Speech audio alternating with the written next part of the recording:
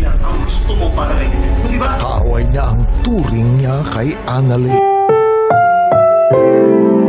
Ang programang ito ay rated SPG. Striktong patnubay at gabay ng magulang ang kailangan. Maaaring may masiselang tema, lengguwahe, karahasan, sexual, horror o droga na hindi angkop sa mga bata.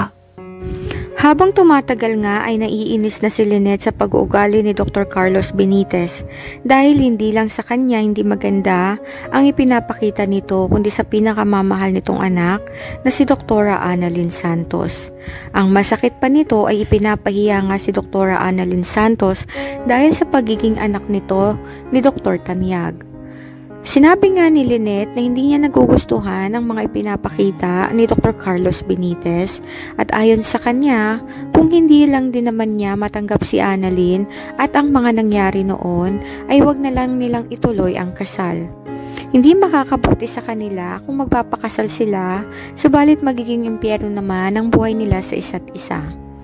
Nagalit noon si Dr. Carlos Benitez at sinabing nagpapalusot lamang si Lynette. Dahil lang totoo ay gusto pa rin itong bumalik kay Dr. Tanyag. Para sa kanya ay masama talaga ang mga ugali ni Lynette at Annalyn dahil niloko siya ng mga ito. Subalit para kay Lynette, mas magiging masaya siya kung sila lang dalawa ni Dr. Annalyn Santos gaya ng dati.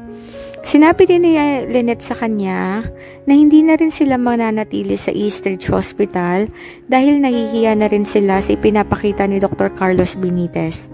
Ayaw niya na pati ang kanyang trabaho at ang pagkuha niya kay Dr. Annalyn Santos ay isumbat pa sa kanila. Ibinalik nga ni Lynette ang singsing na ibinigay ni Dr. Carlos Benitez sa kanya. Sinabi nito na hindi niya nakaya ang mga ginagawa ni Dr. Carlos at kung bibigyan siya ng pagkakataon ay mas gugustuhin niya na lamang mag-isa. Ayaw niya na ng kahit na sino mang lalaki sa buhay niya at kontento na siya na may mga kaibigan siyang gaya ni na Michael na kahit na maraming nangyari ay nanatili pa rin mabuti sa kanyang anak na si Dr. Annalyn Santos. Natulala si Carlos nang umalis.